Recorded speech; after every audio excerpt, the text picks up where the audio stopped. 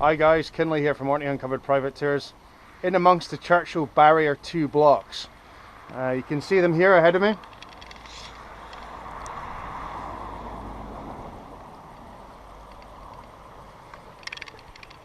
So Churchill Barriers were built during the Second World War, and primarily the number one reason was to stop German submarines getting through from the North Sea behind me here into this position and then into Scapa Flow, which is at the other side of the blocks and the barriers.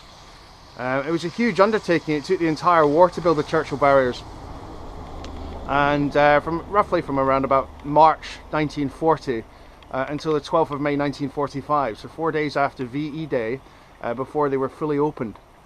And this is what we have ahead of me here. So you've got all these jumbled up blocks. It was Balfour Beatty, a construction company that builds many bases for the military still to this day, and a variety of men from Britain and further afield, including a number of Italian prisoners of war. So to reclaim the land here, the barriers themselves, or these sounds of water, are the depth of the water was anywhere between 30 and 60 feet in depth, so a fairly deep section of water. The number one problem with building the barriers wasn't the fact that they didn't have enough stone. They had to bring in concrete or cement powder to build the barriers. Now you'll hear noise in the background, and that's because it's now a road today connecting with this island of Lambholm here to Glimsholm ahead of me in the distance. You probably won't see it on the camera here. And that's what we have. So it took a long time to build the barriers, so you had to reclaim the land using gabions filled with stone, and then lowered in using aerial cables on cranes. You can see some of the lorries and things heading over the top of them just now. And so you build up all these areas of rubble in the ground, and then concrete, and then on top of it you precast the blocks.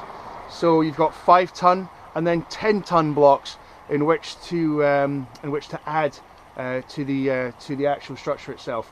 And this is what we have here ahead of us. And the reason the blocks are all jumbled up in position here is to break up the waves.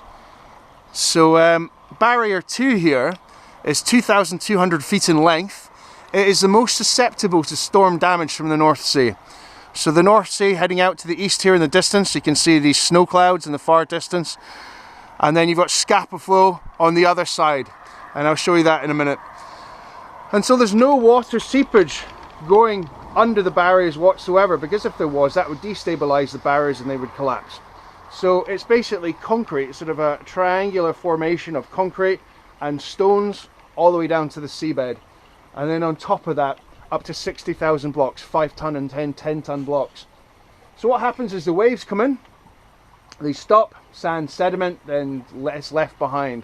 So at some stage I'll do a tour for you of barrier 4, and you can see that one side of the barriers is blocks and sea.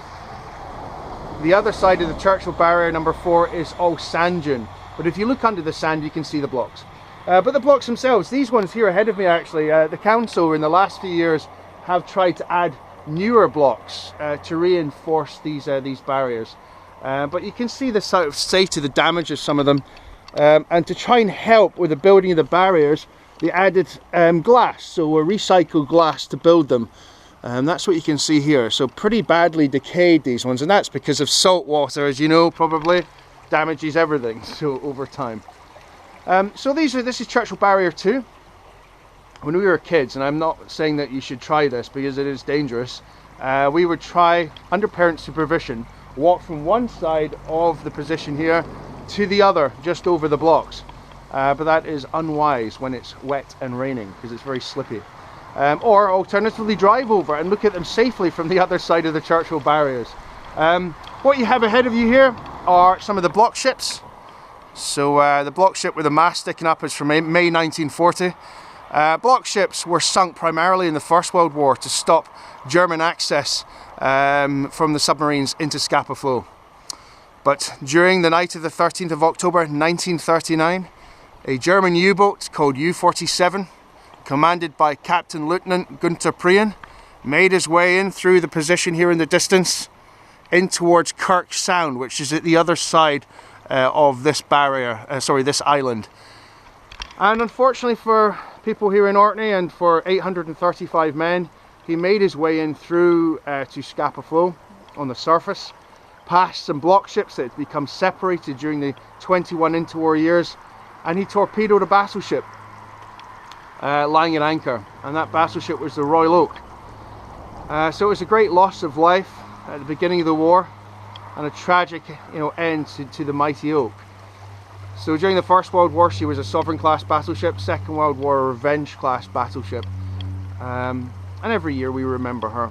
And my colleagues down in Portsmouth and Northern Dive Group and Fastlane, the Royal Navy, come up to take off the old ensign and then lay a new one.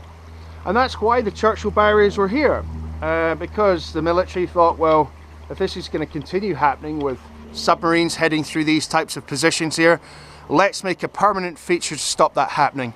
And that became one of the biggest engineering projects in British history, the Churchill Barriers. And this is what we have here. So I'm not going to try and slip, because last time I tried to do a video here, I made a bit of a tit of myself and fell over on the rocks. But what you can see here is some of the barrier blocks ahead of me that have been seen better days, and then up towards much bigger blocks. The newer ones you can see ahead are fairly new and fairly recently added. You can see the slightly newer hoops on compared to these older ones ahead of me here. So these older ones, they've got a lot of recycled glass in, the same sort of ideas we'd use nowadays. But the big problem with Barrier 2 is it's considerably, no, it's not sinking as such, but it is having a bit of an effect of some water is making its way through, and over time it is finding itself sinking further into the sea. So ahead of me here, I don't know if you can see it, but there's water running. You can hear it.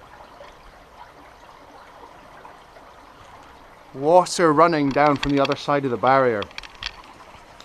So it's supposed to be permanent, not allowing any water through, but there is some water seepage from the other side of it.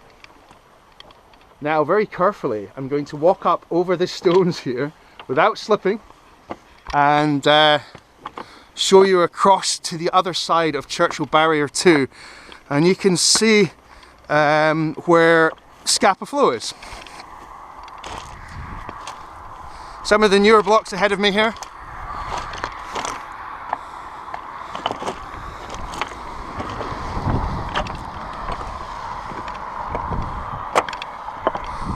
And what's interesting about the Churchill Barriers is that they have provided lovely little ecosystems for some of the wildlife here in Orkney, but they have changed the environment considerably, particularly with the movement of sand into the area because of their permanent feature.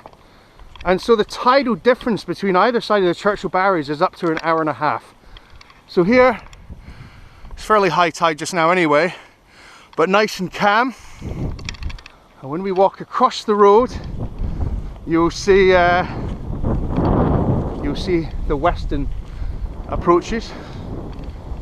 So this is the eastern approaches behind me here, and then you've got towards the west where the rigs are, and nice and fairly wavy. So this is Scapa Flow ahead of where you're looking at. It's one of the world's largest natural harbours. It's about 140 square miles, an average depth of about 50 metres. I love Scapa Flow, it's one of my favourite places in the world. So nice being out on a rib or a Zodiac, or just standing on the shoreline here enjoying some of the fresh weather.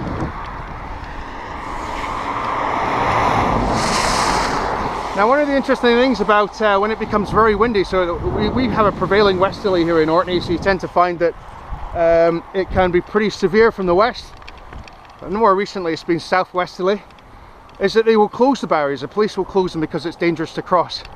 So if you're watching this and you see some big waves coming up over Barrier 2, you will also see this sign. Now, you always get some crazy person that thinks they can judge the 7th wave. Now, there is no such thing as a 7th wave, that's a myth, apparently. Waves move in groups of 3, and one wave out of a group of 3 will be bigger than the others. So technically speaking, in a group of 7 waves, 2 waves will be bigger. So people will be slowing down at either side of the barriers here to try and judge the 7th wave, and they'll be hit by another wave, and that'll be it. So some people have been killed crossing the barriers in a storm, but that's, you know, happened very few and far between since they were built. But it can disorientate people by heading over the barrier and a huge wave of water coming over the top. So my advice to you, if you're coming to Orkney and there's a storm, avoid going over the Churchill Barriers. But today it's beautiful, beautiful day, and it's serene, nice and cold, and you've got this view.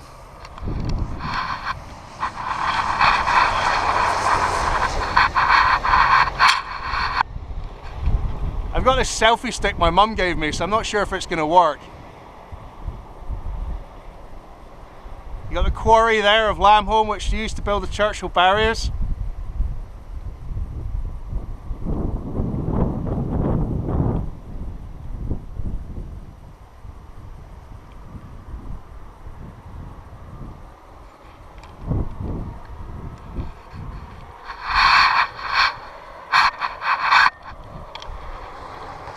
Anyway, from Kinley Francis here, from Orkney Uncovered Private Tours. It's going to probably take me a good course of an hour to upload this video into YouTube. But I hope you have a great day or evening or wherever you might be. And stay well, get lots of fresh air in your lungs. And all the best. Take care. Bye bye.